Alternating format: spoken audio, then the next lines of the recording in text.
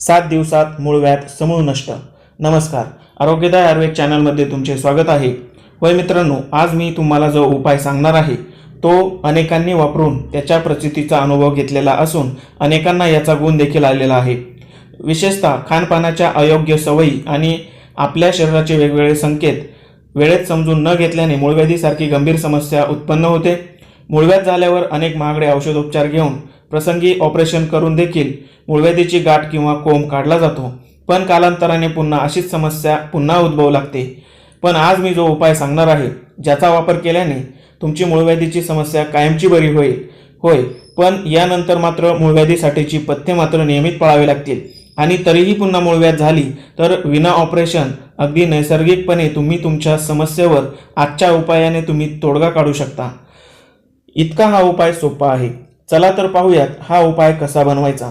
पण यापूर्वी तुम्ही जर आमच्या चॅनलवर नवीन असाल आणि अजूनही आमचा चॅनल सबस्क्राइब केला नसेल तर लगेच व्हिडिओखाली लाल रंगाचे सबस्क्राइब बटन दाबून शेजारील बेलवर क्लिक करा आणि असेच आरोग्यवर्धक माहितीने परिपूर्ण व्हिडिओ सर्वप्रथम पहा।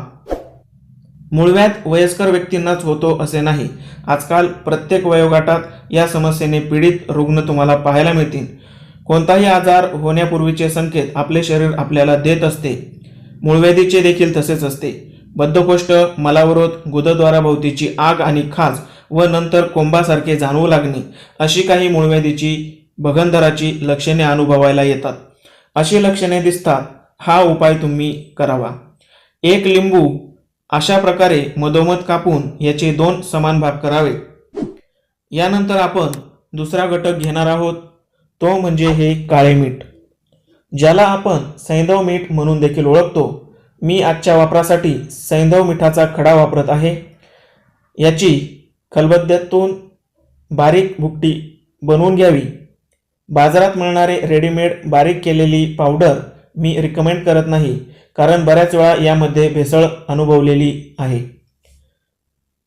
हे काळे मीठ बारीक करून या लिंबाच्या कापावर ठेवून ते रात्रभर असेच झाकून ठेवावे।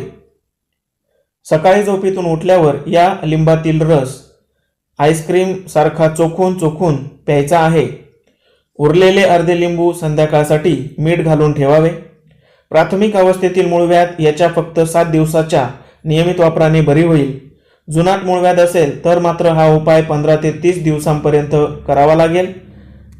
आपल्या विवेकबुद्धीने आणि सहनशक्तीनुसार हा उपाय केल्याने तुम्हाला नक्की आराम मिळेल। माहिती आवडल्यास चॅनल सबस्क्राइब करा। धन्यवाद।